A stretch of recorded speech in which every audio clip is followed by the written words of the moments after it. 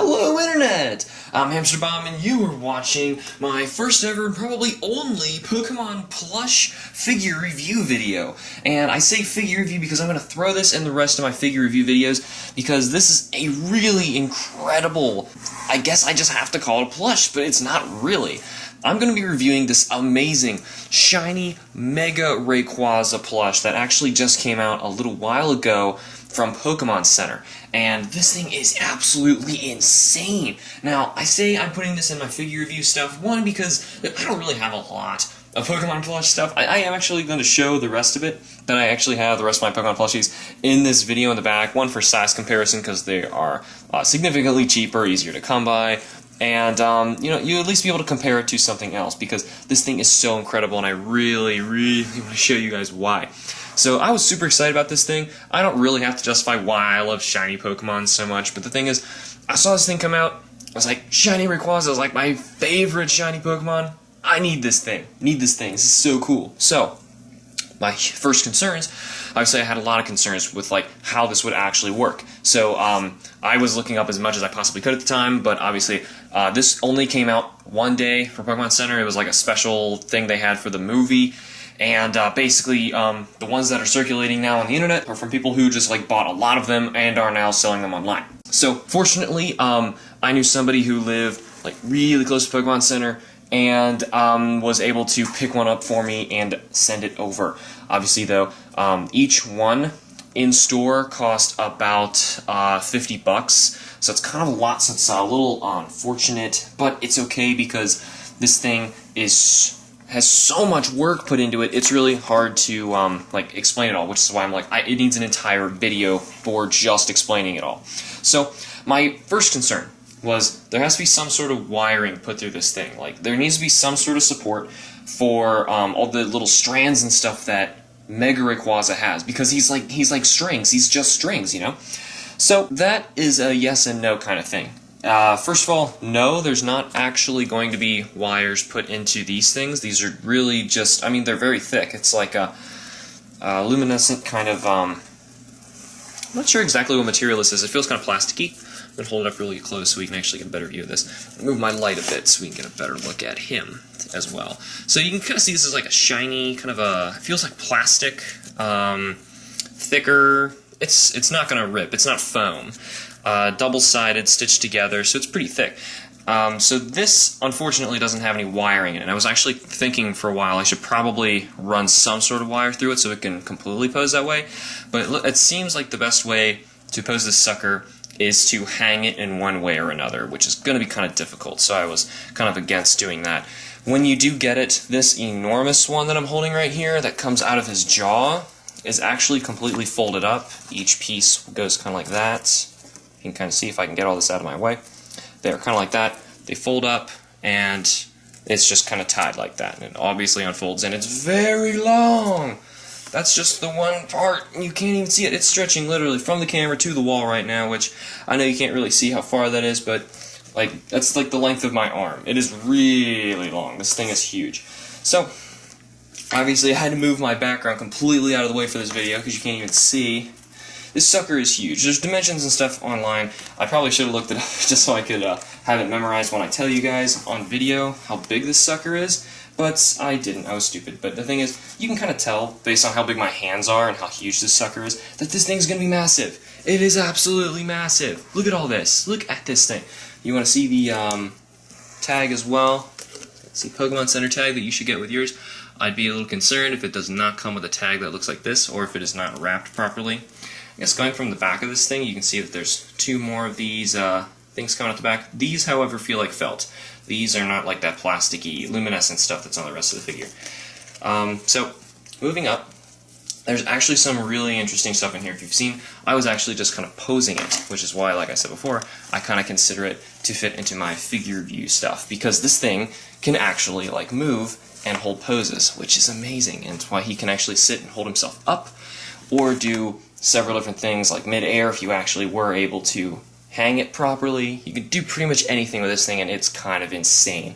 And the reason that is, you can feel inside there's like this, it's so hard to explain how this stuff feels, but it's got this unusual feel to it where what this stuff is. It's kind of like not clicking into place like a figure, but I kind of wish I had like a spare or something that I could just open up and look, because I'm really curious how exactly it's moving and like moving into place. But it's very fluid. Don't exactly worry about physically how it's working. You can bend it in pretty much any which way. These things go all the way from right here in the head. They start right there, and they've got, I think, joints, I guess, but they can go in literally any direction you want, and it will hold it. They go all through the body. Every single joint goes down to the tip of the tail, which is about right here to where they stop. So that's a lot of movement. Okay, if you haven't already just started assuming at that point, this thing can move quite a bit. I'm going to try and coil him up just a bit for now, just so I can move him over here for just a moment, because I do want to pull over a couple other things. I know he looks like a tangled mess sometimes, and that's just the way it's going to be. Unfortunately, it is really hard to deal with all these strands going literally everywhere. It's kind of unfortunate that those did not have wires, but I know they couldn't, because if they did give them wires, that there's going to be some sort of recall going on, and, you know, they don't waste the money doing that. So, like I said, I think it's really awesome. I think it's really an amazing plush. Obviously, there's some issues with trying to get him to stand up properly, or what you're going to do with it, like how you're going to hang it or something like that, which is, you know, a job in and of itself. I didn't really pull these up quite yet, but the tips of these guys are also little plush ball things attached to the strands. There's also little plushies on the tips of the head part, which is actually off screen. Surprisingly, something was actually off screen so far. That's a little plush ball. At the end of that strand is another little plush ball thing.